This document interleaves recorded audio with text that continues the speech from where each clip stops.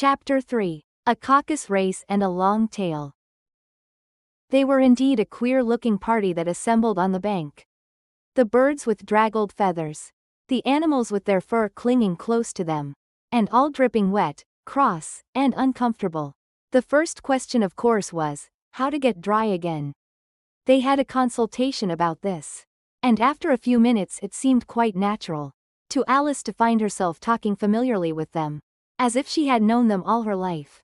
Indeed, she had quite a long argument with the Lory, who at last turned sulky, and would only say, "I am older than you, and must know better," and this Alice would not allow without knowing how old it was.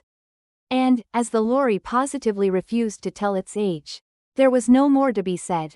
At last the mouse, who seemed to be a person of authority among them, called out, "Sit down, all of you, and listen to me. I'll soon make you dry enough." They all sat down at once, in a large ring, with the mouse in the middle. Alice kept her eyes anxiously fixed on it, for she felt sure she would catch a bad cold if she did not get dry very soon. "Ahem," said the mouse with an important air. "Are you all ready? This is the driest thing I know. Silence all round, if you please." William the Conqueror, whose cause was favored by the Pope, was soon submitted to by the English, who wanted leaders, and had been of late much accustomed to usurpation and conquest. Edwin and Morcar, the Earls of Mercia and Northumbria. "Ah," said the Lory, with a shiver. "I beg your pardon," said the mouse, frowning, but very politely. "Did you speak?" "Not I," said the Lory hastily. "I thought you did," said the mouse.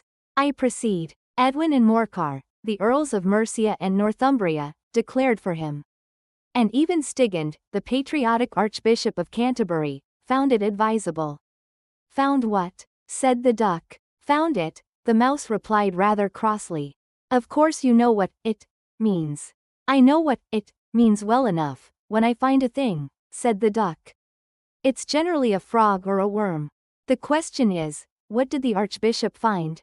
The mouse did not notice this question, but hurriedly went on. "Found it advisable to go with Edgar Atheling to meet William, and offer him the crown. William's conduct at first was moderate, but the insolence of his Normans. How are you getting on now, my dear?" it continued, turning to Alice as it spoke. "As wet as ever," said Alice in a melancholy tone. "It doesn't seem to dry me at all." "In that case," said the dodo solemnly, rising to its feet, "I move that the meeting adjourn, for the immediate adoption of more energetic remedies." "Speak English," said the eaglet. "I don't know the meaning of half those long words. And, what's more, I don't believe you do either." And the eaglet bent down its head to hide a smile. Some of the other birds tittered audibly.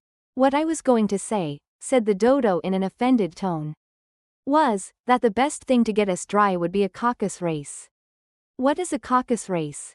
said Alice. Not that she wanted much to know, but the dodo had paused as if it thought that somebody ought to speak. And no one else seemed inclined to say anything. "Why," said the dodo, "the best way to explain it is to do it. And, as you might like to try the thing yourself, some winter day." I will tell you how the dodo managed it. First it marked out a racecourse, in a sort of circle.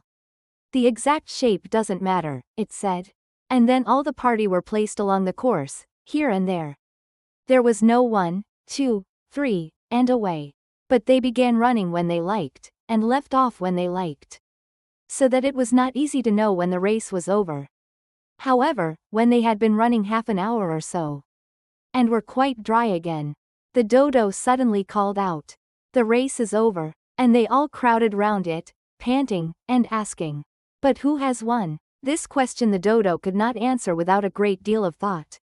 And it sat for a long time with one finger pressed upon its forehead. The position in which you usually see Shakespeare, in the pictures of him. While the rest waited in silence. At last the dodo said, "Everybody has won, and all must have prizes. But who is to give the prizes?" Quite a chorus of voices asked. "Why, she, of course," said the dodo, pointing to Alice with one finger. And the whole party at once crowded round her, calling out in a confused way, "Prizes, prizes." Alice had no idea what to do, and in despair she put her hand in her pocket, and pulled out a box of comfits. Luckily the salt water had not got into it, and handed them round as prizes. There was exactly 1 apiece, all round. But she must have a prize herself, you know, said the mouse. Of course, the dodo replied very gravely. What else have you got in your pocket? He went on, turning to Alice. Only a thimble, said Alice sadly. Hand it over here, said the dodo. Then they all crowded round her once more, while the dodo solemnly presented the thimble, saying, We beg your acceptance of this elegant thimble. And, when it had finished this short speech, they all cheered. Alice thought the whole thing very absurd, but they all looked so grave that she did not dare to laugh. And, as she could not think of anything to say, she simply bowed, and took the thimble, looking as solemn as she could. The next thing was to eat the comfits. This caused some noise and confusion, as the large birds complained that they could not taste theirs, and the small ones choked and had to be patted on the back. However, it was over at last, and they sat down again in a ring, and begged the mouse to tell them something more. You promised to tell me your history, you know, said Alice. And why it is you hate C&D, she added in a whisper, half afraid that it would be offended again. Mine is a long and a sad tale, said the mouse, turning to Alice, and sighing. It is a long tale. Certainly, said Alice, looking down with wonder at the mouse's tail. But why do you call it sad? And she kept on puzzling about it while the mouse was speaking. So that her idea of the tale was something like this.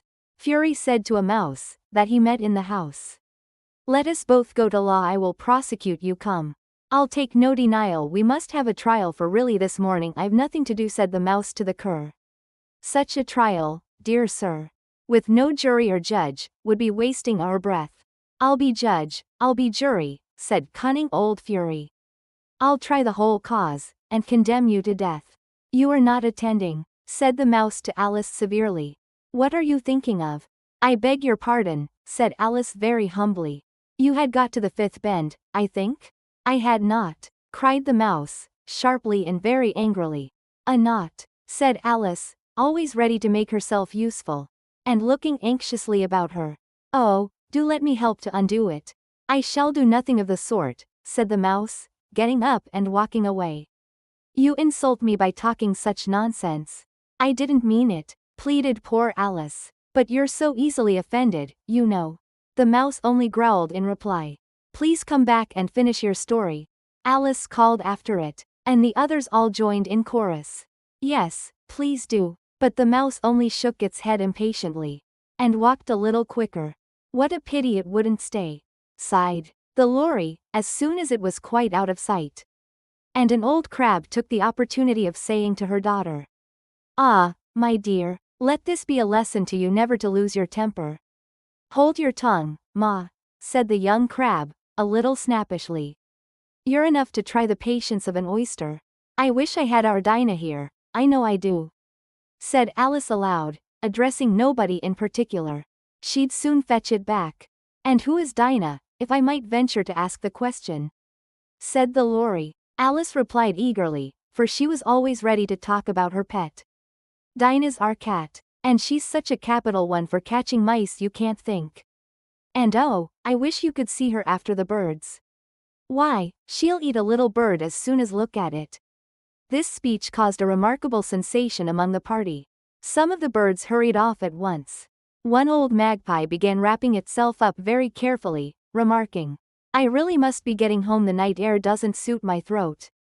And a canary called out in a trembling voice to its children, Come away, my dears. It's high time you were all in bed. On various pretexts they all moved off, and Alice was soon left alone. I wish I hadn't mentioned Dinah, she said to herself in a melancholy tone. Nobody seems to like her, down here, and I'm sure she's the best cat in the world. Oh, my dear Dinah, I wonder if I shall ever see you any more. And here poor Alice began to cry again, for she felt very lonely and low-spirited. In a little while, however, she again heard a little pattering of footsteps in the distance, and she looked up eagerly, half hoping that the mouse had changed his mind, and was coming back to finish his story.